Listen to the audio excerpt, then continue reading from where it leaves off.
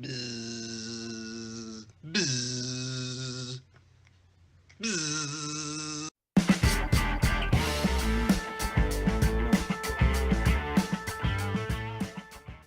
What's going on, everybody? Logan Exhales here from the Rise and Vape Show, and today I wanted to talk about this little guy, the Wasp Nano from Oumier. Pretty cool packaging. I like the honeycomb box, the wasp face. I don't know what the T stands for, because this is the black Wasp Nano, so I'm not sure what the T is. You got a scratch and check here, branding, their website, what the kit includes.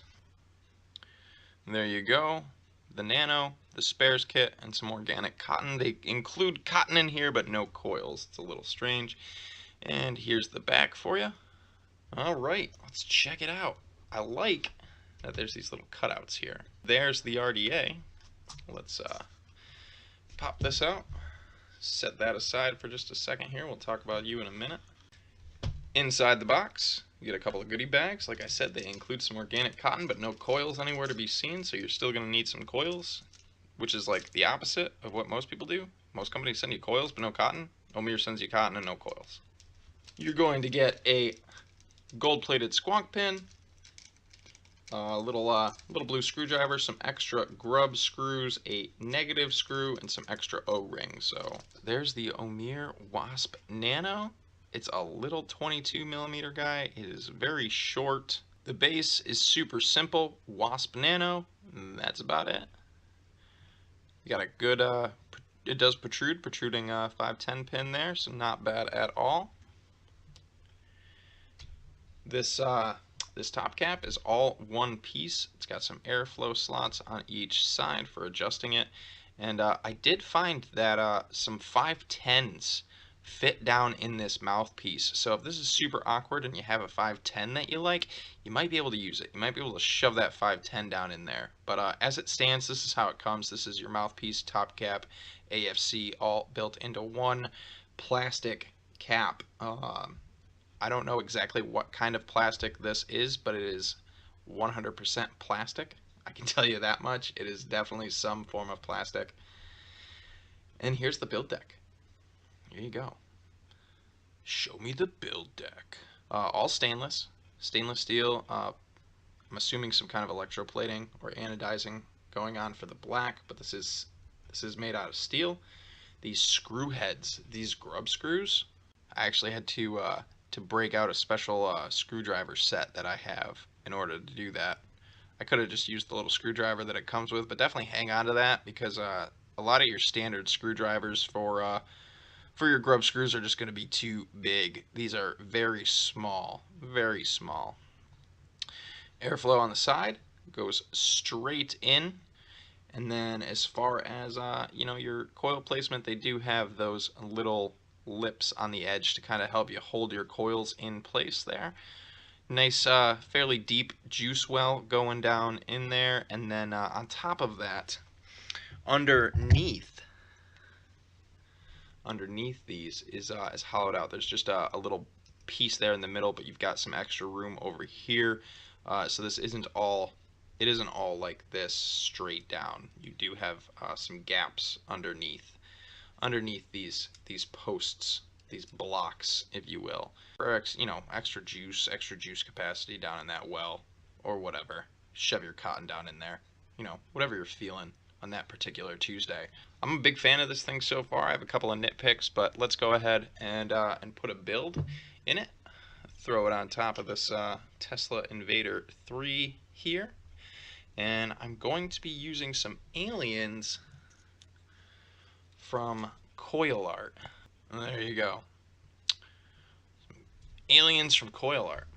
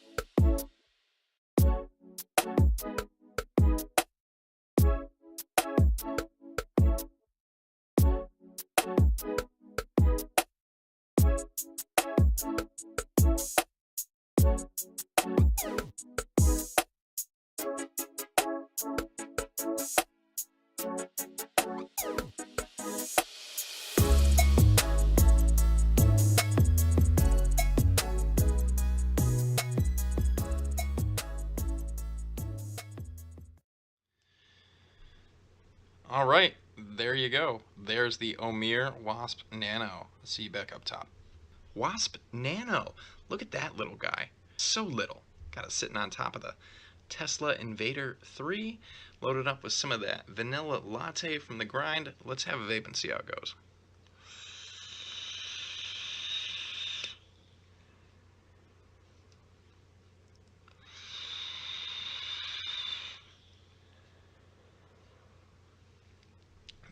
That whistle. That whistle. Let's talk about that whistle, because it's my biggest gripe with this this RDA. It's loud. Wide open, it's loud. It whistles real bad, feels a little turbulent. You've just got real big slots just shooting right at the coils. Turning it down to about half.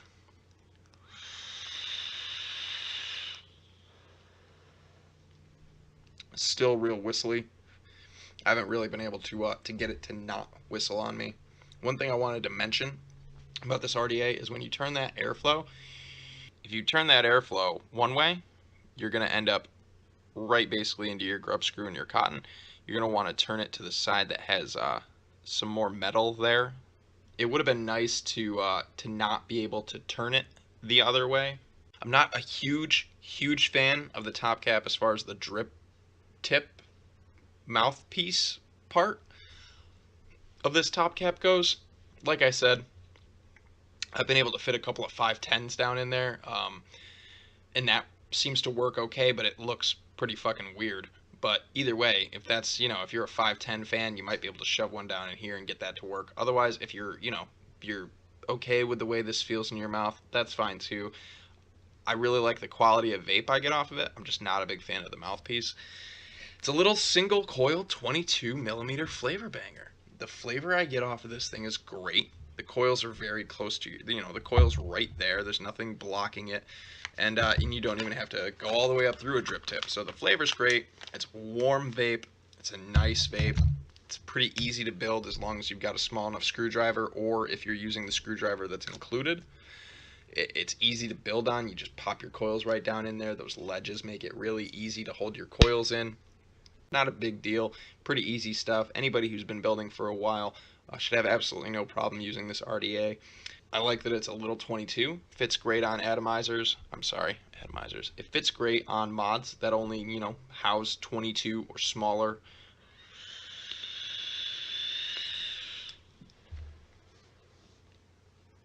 I mean, the thing is great. It has a good amount of airflow. And the airflow in this works well. It's just noisy. Noisy.